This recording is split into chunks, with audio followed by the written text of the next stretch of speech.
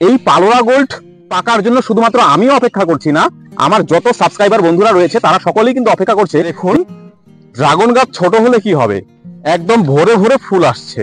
এই দেখুন এই ডালটির ডগা কতগুলো ফুল এসেছিল, সেখান থেকে হয়তো এক দুখানা ফুল টিকবে। এখানে দেখুন এই ডালটির ডগাও কত ফুল এসেছিল, এখান থেকেও এক দুখানা ফুল টিকবে। তো গাছ আমার ছোট ঠিকই, কিন্তু প্রচুর ফুল আসছে। এই বৃষ্টিপাত, অতিরিক্ত বৃষ্টিপাত হলে ড্রাগন গাছে ভরে ভরে ফুল আসবে।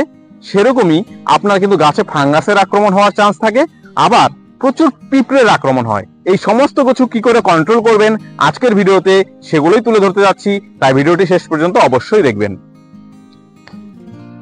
নমস্কার দর্শক বন্ধুরা, রূপালী গার্ডেন ইউটিউব চ্যানেলে আপনাদের সকলকে স্বাগতম জানাই। দর্শক বন্ধুরা, এখন কিছুদিন থেকে প্রচন্ড বৃষ্টিপাত চলছে, অর্থাৎ এই অতিরিক্ত বৃষ্টিপাতের সময় যদি আপনার ড্রাগন গাছে ফুল আসে, সেই ফুলের যত্ন কিভাবে নেবেন যাতে সেই ফুলগুলো অনেকটাই কম ঝরে এবং সেই ফুল থেকে যাতে ভালো মতো ফল সেট হতে পারে।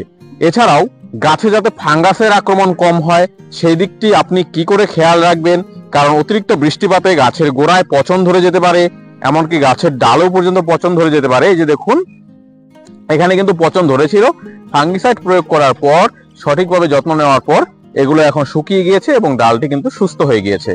তো আপনাদেরও নিশ্চয়ই কখনো গাছের গোড়ায় পচন, কখনো ডাল পচে যাওয়া, এই সমস্ত বিষয়গুলো এই বেশি বৃষ্টিপাতের সময় হয়ে থাকে।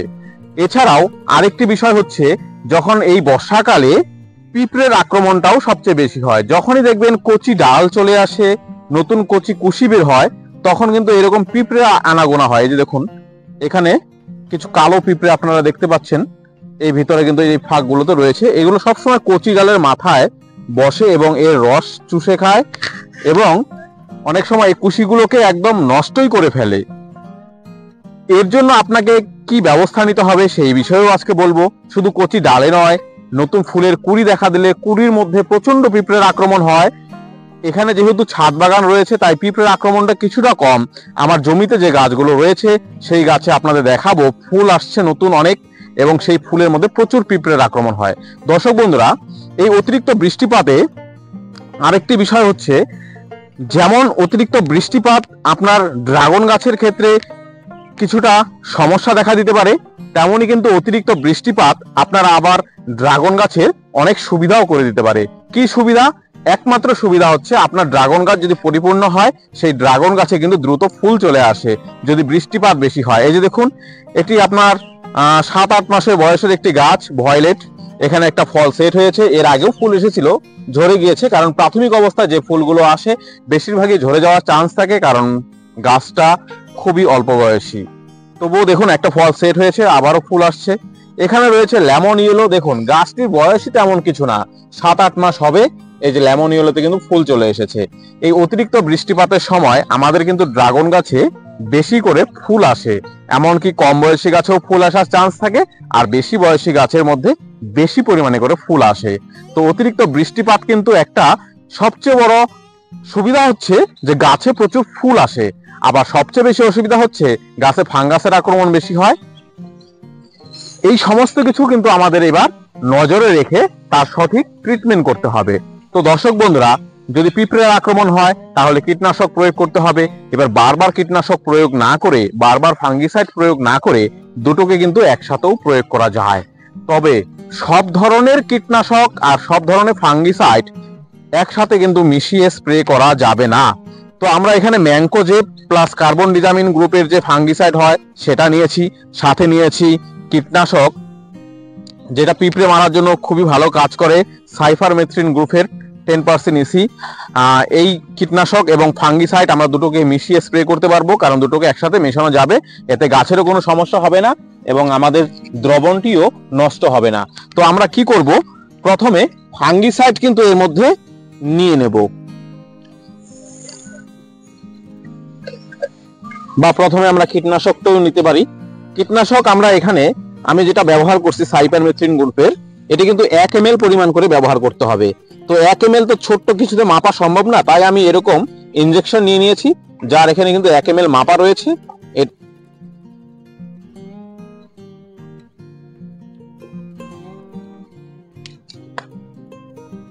এই দেখুন 1 ml আমরা এখানে নিয়ে নিলাম। এখানে দিয়ে দেওয়ার পরে কিন্তু সাদা হয়ে যাবে।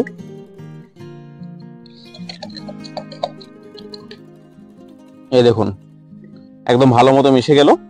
এবার আমরা এর মধ্যে ফাঙ্গিসাইড নিয়ে নিব। ফাঙ্গিসাইড আমরা আনুমানিক 2 গ্রাম নিব, 2 থেকে 3 গ্রাম হলেও কোনো অসুবিধা হবে না। তো আমার বারবার ব্যবহার করতে করতে একটা আনুমানিক আইডিয়া হয়ে গিয়েছে যে 2 গ্রাম ফাঙ্গিসাইড কতটুকু হয়।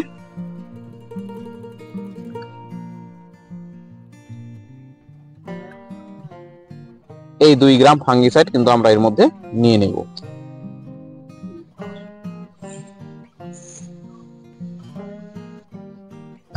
এরপর আমরা ভালো মতো মিশিয়ে নেব। এই দেখুন গাছে নতুন কুশি আসলে যেরকম এই প্রচন্ড বর্ষার মধ্যে আমাদের স্প্রে করে নিতে হবে ফাঙ্গিসাইড, সাথে পিঁপড়ে মারার জন্য কীটনাশক, তো দুটোকে আমরা একসাথে মিশিয়ে নিলাম। এবার আমরা এখানে স্প্রে করে দেব, এই পিঁপড়ে গুলো দমন হয় এবং গাছে যাতে ফাঙ্গাসের আক্রমণও না হয়। এর জন্য আমরা কিন্তু সমস্ত গাছে এইভাবে একদম স্প্রে করে দেব।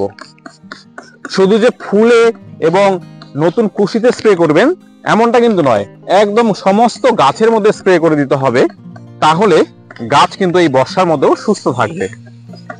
তো এইভাবে আমরা সমস্ত গাছের মধ্যে কিন্তু স্প্রে করে দেব, বিশেষ করে ফুলগুলোকে নজরে রেখে। ফুল নতুন ফুলের কুড়ি সেগুলোকে কিন্তু আমাদের অবশ্যই স্প্রে করতে হবে, তাহলে ফুল কম ঝরবে আর ফুলে পিঁপড়ে আক্রমণ থাকলে তা কিন্তু সহজেই দূর হবে। তবে এই কীটনাশক প্রয়োগ করার পর আপনি দেখবেন 2 থেকে 3 দিনই আপনার পিঁপড়ে আসবে না, পরবর্তীতে কিন্তু আবার পিঁপড়ে আসবে। তো বারবার কীটনাশক কিন্তু গাছে প্রয়োগ করবেন না। যখন ফুলের সাইজ মোটামুটি এর থেকে একটু বড় হবে তখন একবার দিলেন, 4-5 দিন পর আরেকবার দিবেন, ম্যাক্সিমাম 2 বার। এর থেকে কিন্তু বেশি স্প্রে করবেন না। অতিরিক্ত স্প্রে করলে কিন্তু গাছের ফুল উল্টো ঝরে যাবে, কারণ গাছে ফুল আসা মানেই যে বেশি করে যত্ন নেওয়া এরকমটা কিন্তু করাই যাবে না। চলুন আমরা পাশে অন্য যে গাছগুলো রয়েছে সেগুলোকে দেখিয়ে দিই। দেখুন পালোরা গোল্ড গুলো কিন্তু ভালো মতো সেট হয়েছে, ফলের বাইরে একবার কাটা শেপ গুলো দেখুন। এই পালোরা গোল্ড পাকার জন্য শুধুমাত্র আমিও অপেক্ষা করছি না, আমার যত সাবস্ক্রাইবার বন্ধুরা রয়েছে তারা সকলেই কিন্তু অপেক্ষা করছে যে এই পালোরা গোল্ড কবে পাকবে, এটি দেখতে কিরকম হবে, এর টেস্ট রিভিউ কিরকম হবে সেটা দেখার জন্য। তো মোটামুটি প্রায় 65 দিন পার হয়ে গেছে। এই ফল কিন্তু ফুল থেকে ফল সেট হয়ে 65 দিনের মতো হবে, এখনো ফলগুলো পাকেনি। সত্যি প্রচন্ড সময় লাগে এই ফলটি কিন্তু পাকতে, যার কারণে হয়তো এই ফলটা এত মিষ্টি, কারণ অনেকে বলে থাকেন যে সবুরে মেয়া ফলে। তো এই ফল কিন্তু পাকতে অনেকটাই সময় লাগবে। দর্শক বন্ধুরা, এই যে জমিতে যত ড্রাগন ফল ছিল সব তো হারভেস্ট করে নিয়েছি, আবার নতুন করে ফল সেট হয়েছে, আরো প্রচুর ফুল আসছে। এই যে দেখুন, এই যে ফুলের কুড়ি দেখা দিয়েছে, এই ফুলের কুড়ির মধ্যে পিঁপড়ে, এই যে দেখুন কত পিঁপড়ে। এখানে দেখুন, এই যে এত পিঁপড়ে যদি এই ফুলের মধ্যে আক্রমণ করে তাহলে কিন্তু ফুলের মধ্যে ফাঙ্গাসের আক্রমণ করবে, কারণ এরা ফুলগুলোকে কামড়ে কামড়ে খায়।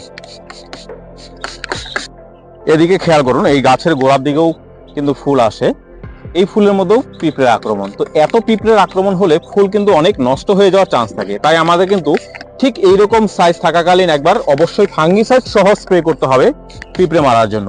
তারপরে যখন মোটামুটি এইরকম সাইজ হয়ে আসবে তখন আরেকবার স্প্রে করবেন, ব্যাস। এই 2টি বার স্প্রে করলেই আপনার কিন্তু পিঁপড়ে মোটামুটি অনেকটাই দমন হবে। তার পরবর্তী সময় যখন ফুল প্রায় ফুটবে ভাব, ওই সময় পিঁপড়ে আক্রমণ হওয়ার পর ফুল ঝরে যাওয়া বা ফুল নষ্ট হয়ে যাওয়ার কিন্তু চান্স খুবই কম থাকবে।